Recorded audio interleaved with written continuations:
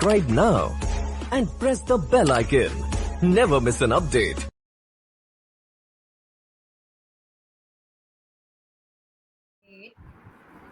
It's about payments. Very simple one. There's not.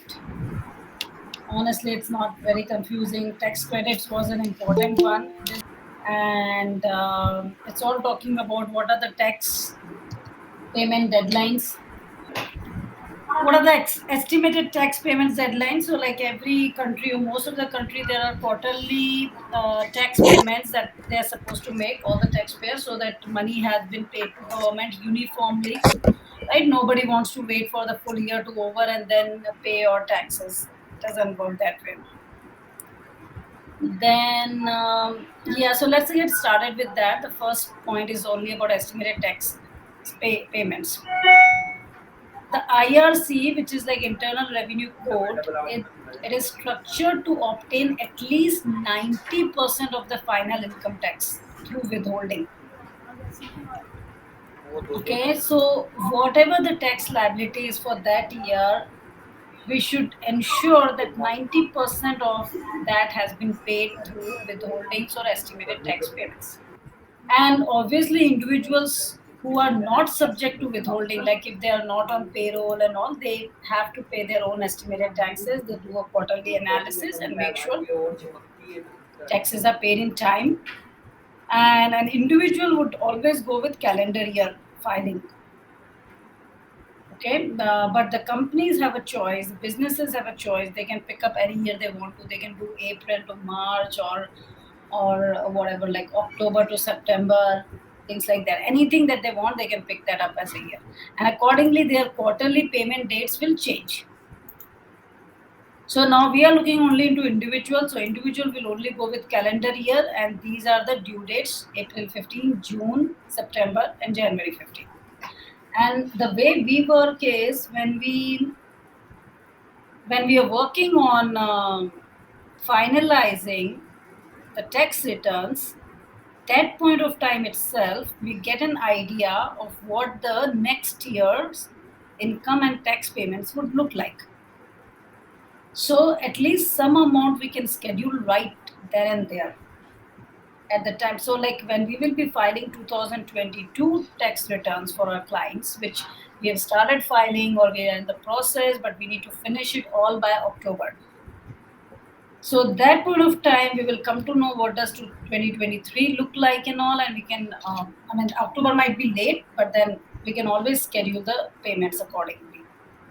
But obviously, if we are filing in October, the only date that will be left is January 15. But a lot of returns will be filed in August, September. So at least we can make sure 2 payments are going out. Okay. And the payments, if they're very big and all, we have to schedule for like April and June timeframe as well. Otherwise, there could be estimated tax penalties. So underpayment of 4th installment does not result in penalty. Okay, there is an exception here. If this 4th installment is not paid in time, that is still okay. It will not result in penalty if the taxpayer can file the return before January 31st and also pays the amount, whatever is coming up as a tax liability. So let's say by January 15, they have not paid the estimated taxes. That is still okay. By January 31st, what IRS is saying, go ahead and file your taxes, pay off your liabilities. That's fine. We will not compute any tax liabilities for the 4th quarter. And other underpayment penalties will also not increase any further. Then each of the following is treated as payment of estimated taxes. Now, this is another reason why we usually, when there is a refund coming, we always tell our clients that maybe you apply that refund to next year. That way we don't have the hassle, or we don't have that, the risk of getting into estimated tax penalties kind of situation, or then obviously, it gives us some cushion. We don't have to run through every quarter and see, hey, whether they have paid it or not paid it, because we know we have some cushion there. Okay, because the last year refunds were not taken by the taxpayer, there is a provision where you can say that, okay, I don't want these tax refunds, apply to next year.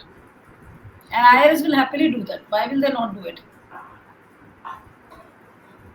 Okay. So if there is any overpayment of tax and we are applying it to next year, that means that gets applied to the first installment automatically. Any other federal income tax which is withheld and all, that will also go towards calculation of estimated tax penalties. Any direct payment by individuals, individual can always go on IRS website and make a direct payment. Or let's say if we forget to schedule any estimated tax payments and then we realize, oh, in December this should have been paid out, or by January 15th, we can always go on the website and do a separate payment. The reason why we do it through the software, because those numbers get rolled forward to next year. It's very easy for us, everything stays in one file only. Otherwise, we have to go through our notes and see if we scheduled something else, or we have to ask client, or you know, and there is a good chance that we may miss on it. But if we are scheduling it through the software, we are rolling it to the next year. So all the information also gets forwarded to the next year, and we will know that okay, these payments were scheduled.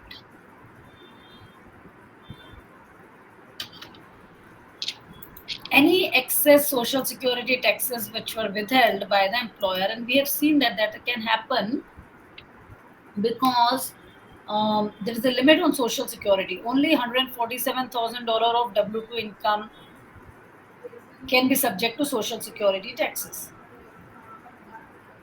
And if the person is changing jobs in between and the income is high, it's quite possible that the next employer will not know what the previous employer has already withheld. So they will do their own withholdings, and that may result in extra withholdings. So what they're saying is that's also fine. Like, that money can also be taken and applied towards your estimated taxes or towards your IRS liabilities and stuff, and that will help you in reducing the estimated tax penalties. Any refundable tax credits. If you are getting any refundable, yeah, that's an important point. If the refundable tax credits are going to be big amount and all, those can also be planned and calculated beforehand. And we know that this money is coming back, that can go towards one of your quarterly payments of estimated taxes, and accordingly we can reduce our payments. Then what is the percentage, how much needs to be paid and all? There is a very important rule that we need to make sure. They must have put it somewhere, but what we need to make sure is at least 90% of current year taxes should have been paid in these 4 installments. And secondly, either whatever is the lesser amount, at least 90% of this current year taxes or 100% of previous year. Suddenly, let's say if the income increases, the taxpayer is having capital gain, or some windfall gain comes up, and they said, okay, this 90% of this year may become like a big amount, and I'm not sure what it is going to be.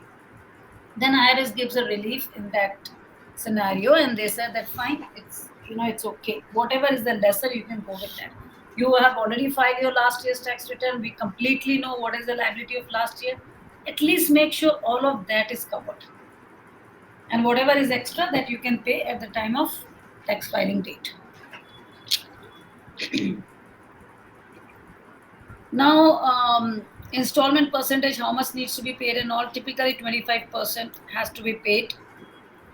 25% of the lowest of the following amounts. Lowest of the following amount, okay, that will be 100% of prior year taxes or 90% of current year taxes. That's the same thing which I just said. If we know lesser of, we know this part very sure. We are very certain about that. Why? Because we have already filed our prior year taxes. So this we can always look into our last year file and say, hey, my total liability was say $50,000 or total tax expense, and I've paid that much. So this year I need to make sure at least 50,000 has been paid out.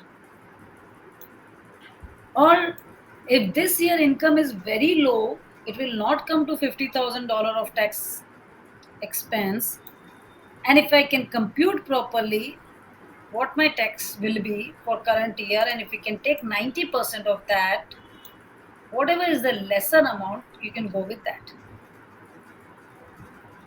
That way we can avoid the penalties.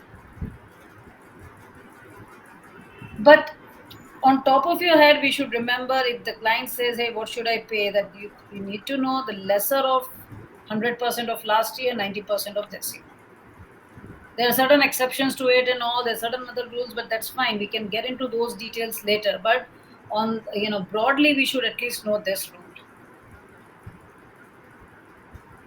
And some of our clients are having quite high income, maybe they're selling million of, they're having millions dollar of capital gain, or they're selling stock worth millions of dollars, and that could completely result in a complete different scenario. It's not a regular salary income. If there's a regular salary income, we don't really need to worry about it, because withholdings will be there. Safe harbor rule. Safe harbor meaning it's a standard rule that IRS has given, that if you just go with that rule, you are in a safe position. And what they're saying is, you go with these limits. If you're having AGF more than $150,000 or $75,000 for married filing separately, then you apply the safe harbor rule. We must apply. There is no exception to that. We have to apply that rule. Because as per IRS, this is a good, decent amount of income the person is earning. It's definitely not in the lower category. So there is more responsibility on those taxpayers, that you make sure you're paying your taxes in time. What is the safe harbor rule?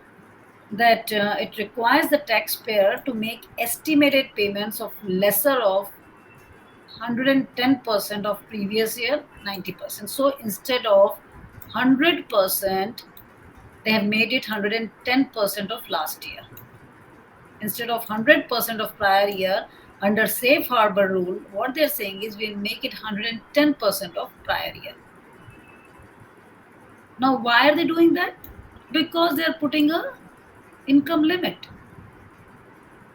They say that, okay, if you're earning more than this much, you take extra responsibility, make sure you're paying this so and so. If your income is lower than that, that's fine. We'll still have some relaxation for you. You can go with the regular rules. Okay, very important point. A taxpayer is not required to make a payment until the first period in which there is income. So if the capital gain is arising in third quarter, start making your payments from then. This is very unreasonable to expect that, okay, I will probably get some income in December, but I need to make sure that I'm paying for April, June, and September installments also. There's no certainty, right? I mean, who can predict it? If it comes, it comes. If it doesn't come, it may get delayed. But you cannot take that income to the entire year and annualize it and say that, okay, now you pay the taxes, you take it back also, and you pay taxes. Like, you should have paid, but you didn't pay. So, you'll be penalized for that. Okay, let's go through. We'll go through this example in a couple minutes. Let's just finish this off. So, what is meant by tax? Okay, we cannot say that, okay, this is only about income tax, not net investment tax, not other tax and all. It will include all kind of taxes that you are subject to. It could be self-employment taxes, it could be AMT, it could be any other tax. The whole point is that all those taxes should have been paid. At least 90% of the current year, 100% or 110%, depending upon what category you are under, that should have been paid out. Penalty is imposed. Who remembers that? Shweta, do you remember the form on which this estimated tax penalties come up? And we always have to, we always try to reduce. 2210. Sorry? 2210. 2210. Yes, very good. That's the moment you see the form 2210 popping up in the tax return, we have to immediately realize maybe the tax payments were not done properly. So that's where the liability is coming up. We can still work on that because the software doesn't know now. The software, because when we are putting, certain income, let's say dividend income, I mean, dividend is again like an annual income. If you are putting certain income such as capital gain is coming in the month of October. Some software will also make this mistake. What it will do is it will spread it out. So this is another reason, if you remember Shweta or Raksha or anybody else, who has worked on US taxes, that we specifically go and we override those amounts. We go for every quarter and we say no, like other quarters there was a regular income, maybe interest, dividends, wages, because that is being earned uniformly. But capital gain, it just came in one quarter. So that way we change the weight of the income in different quarters accordingly, and then the estimated taxes get calculated again, and a lot of times we are able to save quite significantly on the penalties. We always have to see that, like, is it possible to do that? Understand the nature of the income, understand when it is coming. If it's a regular income, well, then we cannot do that. All we can do is we should advise the client that, see, hey, this year you're paying estimated tax penalty of say $500. It's unnecessary payment you're making. At least make sure your employer is withholding proper amounts, increase your withholding, pay some estimated taxes. Do not take the refund this year, maybe apply to next year. We cannot ignore this thing. If we notice something like this, we should definitely tell them. That becomes our that as a professional we should do that. Now they're talking about how the penalties calculated and all this. So the penalties has to be done every quarter.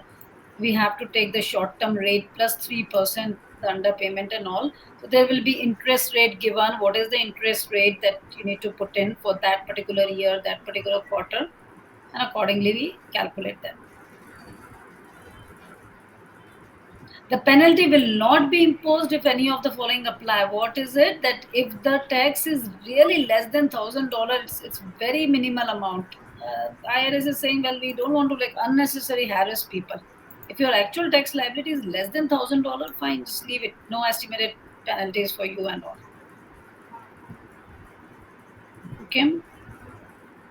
And if there was this exception is a very big exception, and this is very important because a lot of times what happens now, a couple of our clients, they got acquired in 2020, 2021. They had like millions of dollars of income in their name. And if we go with this rule, 90% and 110%, the 90%, because last year, in the prior year, their income was very like maybe like 100,000, 150,000, 200,000. So 90% of that comes to very small amount. So only like maybe 50,000. I'm just throwing some example. Now suddenly they made millions, but we still could hold on not paying estimated taxes because we went ahead with this rule. Lesser of these two, so lesser of that 100% of prior year was only $50,000, but we actually knew that this year they'll be paying minimum $5 million as tax. But still, we could take advantage of that up to certain months. They can definitely, but when the time comes to pay the taxes, which is April 15th, they have to pay. But since this is the first year of having such a big income, they get a waiver on that.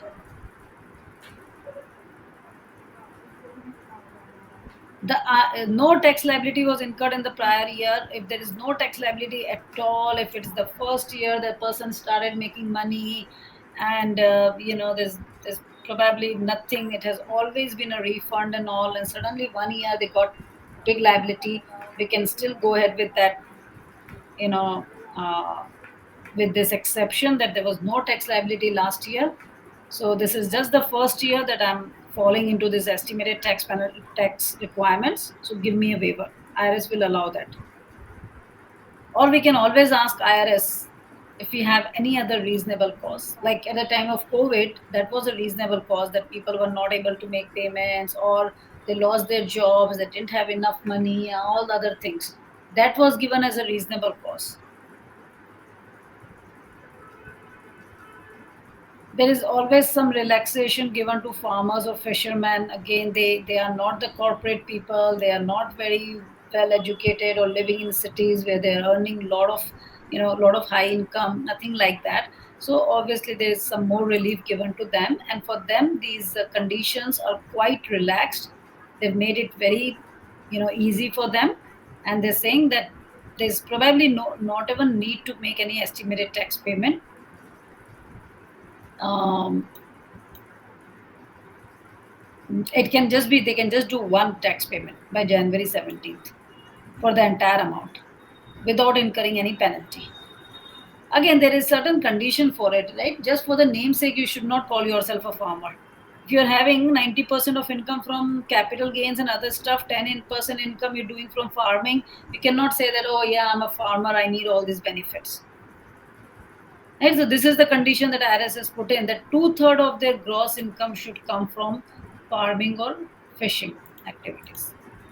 If at least 2/3 of the income is coming, then we know majority of their time is going into farming or fishing or those kind of activities. Again, if they can file their entire return by March 1st, 2023, they just get more time. They can pay their entire tax liability in one shot by March. They don't have to go with the quarterly payments and all. Okay. So again, this is a general statement. To avoid any underpayment penalties, we have to understand what the taxpayer situation is. How was it prior year? How does it look like for this year? And maybe some mid-year reviews would be required. If we know this client is big, we should always ask them, like before the year end, like in October, November time, that give us like an estimate of all your income. Let us do one more quick analysis. We still have one more, quarter left. Let's see if we can do some analysis and see if some the withholdings are proper or not. Okay, so 1 minute, let me try to see if I can.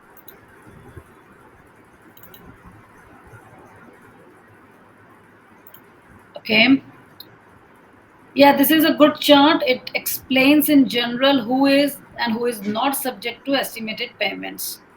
Any person who owes less than $1,000, not required. More than 1,000, yes. But now we have to see other situation also, other conditions. So if it's a farmer or fisherman, at least 2/3 of the income should come from there. And yeah, with their income tax and refundable credits and stuff, they're coming to at least 90% of the tax for this for the current year or 100% of prior year. But if they're farmer or fisherman, then we have to take 2/3 of the income and see if they have some other condition. If this is coming up as yes, then again the taxpayer is not required. What they're saying is that you have already paid 90% of the taxes through withholdings, you don't have to make another tax payments, every quarter. But if that is not the condition, then we have to see what is the withholding and refundable credits and all, and should be at least 100% of prior year. There are two conditions, remember? Okay. Sakshi, can you tell what are the two conditions that we need to see? Lesser of what?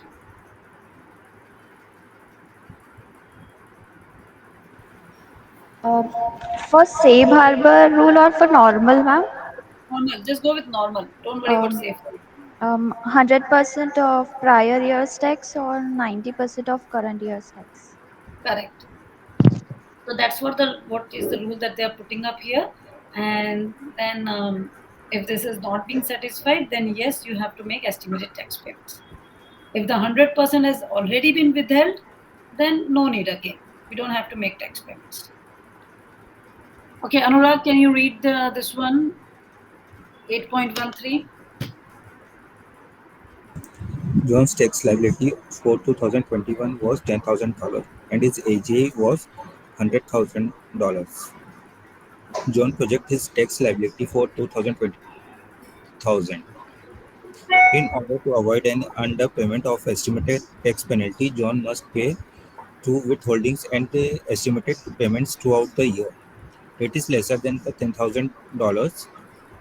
100% of the prior year tax, the 110% is not applied because John prior year's AGI is less than $150,000 or 10,800. That is 19% of the current tax year. Current year tax. what is the current year tax that he's expecting to pay? What is the current year tax here? 12,000.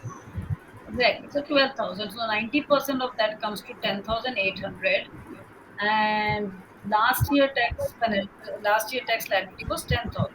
So lesser of these two he can take, and he can make sure, even though he knows that my tax liability will be 12,000, he can still make sure that at least 10,000 has been paid. 2,000 he can pay later when he files the tax returns. His AGI is less than the rule that they have given, less than 150,000, so we don't have to go with the safe harbor rule. Clear? Okay, Muskan, can you read this? 8.14. Tax taxpayers employer withheld $7,000 for 2022. Taxpayers 2021 liability was $7,000 in and AGI was $160,000.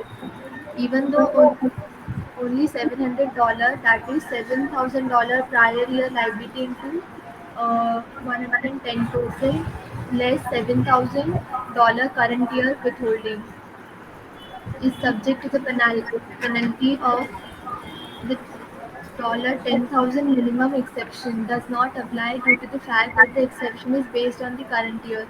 The total tax liability shown on the tax return of $11,000 minus the amount paid through withholding of $7,000 is greater than $1,000. Hence, the taxpayer will be subject to an underpayment penalty. Okay, Lakshay, can you try to explain this? We are comparing two things: what is his previous year liability and what is his current year liability. Previous year Correct. liability was previous year liability was 7,000, and current year liability he is expecting $11,000. And there is one more thing: will safe harbor applicable or not? So if we see AGI is 160,000, which is more than 150K, so safe harbor rule is applicable. Now we Perfect. have to compare 90% of the current year liability or 110% of the previous year liability, whichever is lesser, that amount has to be paid as estimated taxes. In these cases, 110% of 7,000 will come to $7,700, and current year liability is 11,000. So the lesser is 7,700. Out of 7,700, 7,000 is already withheld by the employer. So Yes. remaining 700 he should pay as. Is it correct? Yes. Yeah, remaining So 700 plus. even though, so what they're trying to say is that his liability or his amount is coming to only 700, right? If we go with that previous year rule. So Yeah. he's supposed to pay only 700 extra. Can he go with that assumption? Well, my liability is less than 1,000, so I don't have to pay anything and I'll not be imposed any penalty.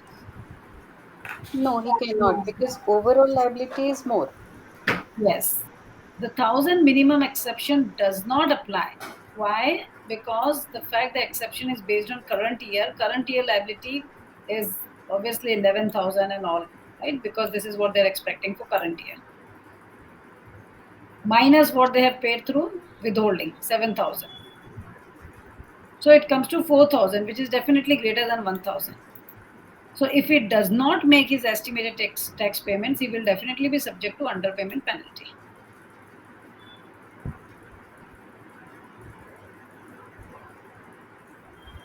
Right, but the amount which is subject to penalty is only 700. Why? Because we can go with 110% of prior year, which will be 7,700, or what is the rule? 90%, right, of the current year. Yeah. Yes. So what is the current year? 11,000. What does that come to? 90% of that? 9,900. 90,900. So lesser of those two we need to take. Okay. So lesser of those two will be 7,700, out of which 7,000 has already been withheld. So he should make sure that at least 700 more has been paid to for him to avoid any kind of penalties. And rest of the amount he can pay when he's filing the tax returns on the due date. If he's paying after April 15th, April 15th is the due date for both filing tax returns as well as making payments. But we can always file for an extension. We can always say, well, I'm not ready by April 15th, give me 6 months extension. So the due date gets pushed out to October 15th. But what we need to remember is the payment date does not get pushed out. There's no extension given on payments. Payments have to be done by April 15th. Yeah, you can take more time, you can gather your information, you can, file your tax returns later. That's fine. But the payment has to be done by April 15th only. The only relief that they get is, okay, they don't have to make the quarterly payments or make sure only those minimum payments are done. And at the time of filing tax return before April 15th, anytime they can make their payments. Okay, so we've already seen for farmers, fishermen and all. Then there is certain exemption from withholding on Form W4. If you guys don't know what is Form W4, that is anytime we get a person on the payroll, okay, any new employee, when they join the company, we need to ask them to fill up this form. Because based on this form, based on what they fill up there, their withholdings will be calculated by the payroll department. If they say I'm a married person with 2 kids, then we know that okay, he'll probably go with married filing jointly with 2 dependents. So his standard deduction will be higher. His child tax credit will be there and all, and maybe he can his tax liability will definitely come lower. But on Form W4, he says that I'm a single person. Okay, I have no dependents. Then the withholdings have to be at a higher rate. So that form is very important. Whatever employee fills up on that form, based on that, company has to take a decision on how much withholding needs to be done. But there are certain exemptions from withholding on Form W4, and those exemptions, what we need to remember, if the income that they are earning is really on the lower side, it's lower than their standard deduction amount and all, then in that case, if the employer doesn't do any withholding, that's completely okay. Okay, we'll go through this chart quickly, but and then we always have to use our own our knowledge also, our professional judgment also. Can anybody be exempted from withholding if they're making say like $70,000 a year or $150,000 a year? No, there will definitely be some tax. But yes, if I come and tell you that okay, I'm this person we are hiring at $1,000 per month salary, so it comes to what, 12,000? 12,000 might be a lower amount, like as compared to standard deduction. Because even for a single person, the standard deduction will be higher than $12,000. There's no need for withholding. But if the employee says on W4 that, yeah, that's fine, even though my income is less and whatever, I don't care about that, I still want you to withhold, say, $500 from my paycheck, then employer has to do. So a lot depends on what employee is putting there. We don't have to ask them, do you have any mortgage interest that you can take advantage of? Do you have any other deductions? No, none of that. Like it's not that accurately calculated. Okay, because it ultimately becomes the employee's responsibility to make sure they are doing their own analysis and they're paying taxes in time. Employer cannot be held liable for that, because employer is not supposed to know their personal situation, what they're doing, what not. Whatever the employee is disclosing, based on that they can do. But the employee is saying, okay, I'm a lot of people do that actually. They, even though they're single, they know that if they put married, their employer will withhold less amount. So what they do is they'll just put married, okay, and or they'll not put married, but they'll say that I have 5 dependents. So accordingly, their withholdings will go down because the employer thinks, well, this person has 5 dependents. There's a different calculations. And then at the end of the year, and this has happened a lot of times. And then we tell the client that show us your W-4 statement. Why are you having such a high liability? I mean, all you have is only salary income. There should be proper withholdings done. So why your employer is not withholding properly? Show what you are disclosing on W-4. And then we come to know that, okay, this person has only one kid, but he's putting there that I have 4 kids or I have 4 dependents. Because somebody, some friend or somebody told, hey, no, the higher number you put, the more amount you will get as a net pay. And it's fine. You can always, square it off at the time of filing tax returns or at the at the end of the year, you can see what it is. But actually, every month, every paycheck, at least you'll get a higher amount. People do that. Then they don't realize they get into penalty situation. They'll have other problems. It's always better to do proper withholdings. But this I've commonly seen, and there are a lot of clients, we have already advised them that your withholdings are not proper, or maybe they think that based on just their income, their withholdings are okay. But if they're adding their spouse income, their tax rate may go up to 25%.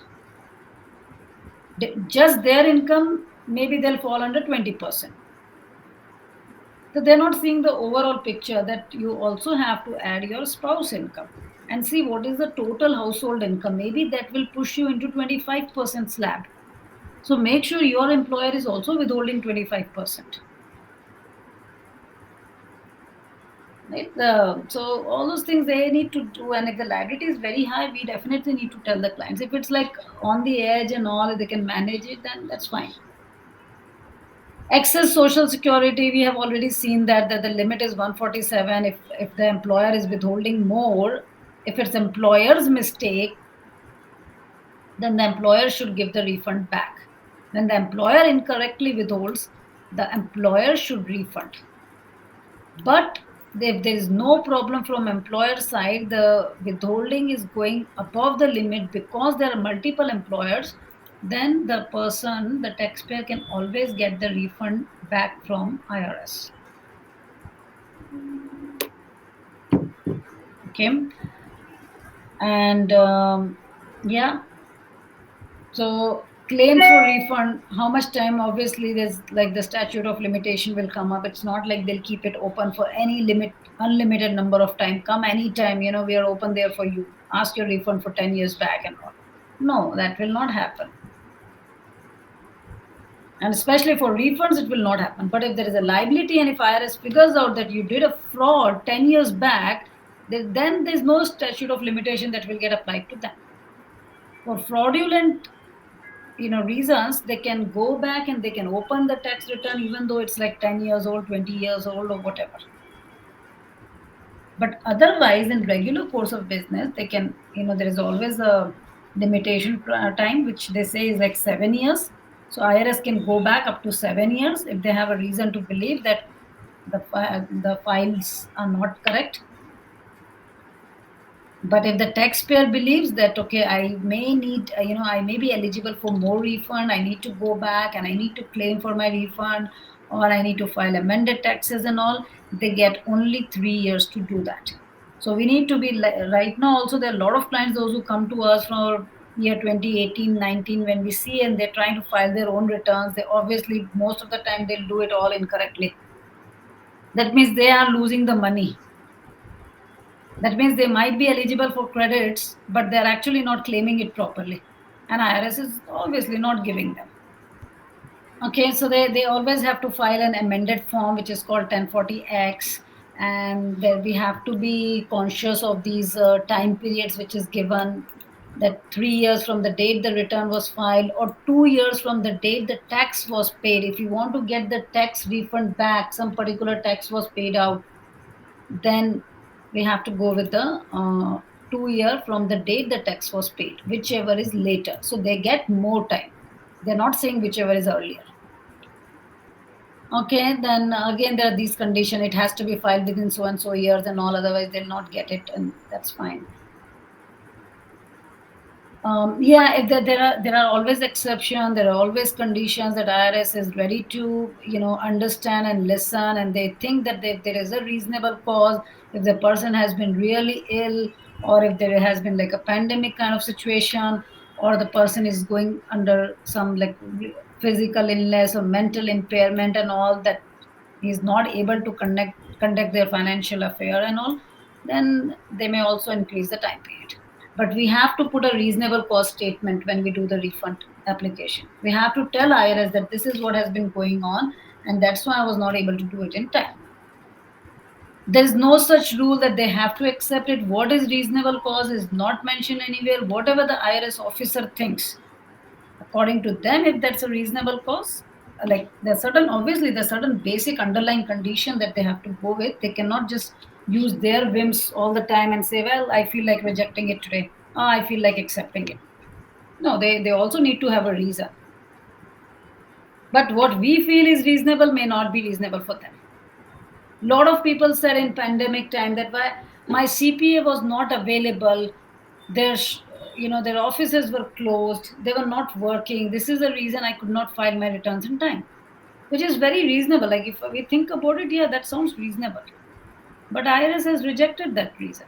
They said it's fine, if your CPA is not available, it's your responsibility. You find it, you file it, you find somebody else, you do something, or you file for extensions. But you cannot say that my CPA is not available. But yes, if you say that yeah, I was admitted, or this is my medical certificate saying I was like really ill, or somebody else in my family, in my very close family, has been affected by COVID, and if has been a death or something and all, then that could be accepted as a reason. Okay, so depends. There have been a lot of cases like this. Even we have put in applications, they got rejected, some of them got accepted, but we cannot tell. It's always best to follow the rules and laws and make sure we are doing our filings in time, because this is very uncertain. They may, accept our application and they may not. And the liabilities get very high, especially for 5471 and 5472 form. Okay, so with that, we will just finish it here. What time is it? Yeah, we are on time. We'll finish it and then we'll start with the new chapters. I'm not going to this figure and all because this is a very simple requirement. If the numbers are really small, there's no need to even do withholdings from payroll. Any questions, anyone? Otherwise, we'll close it here.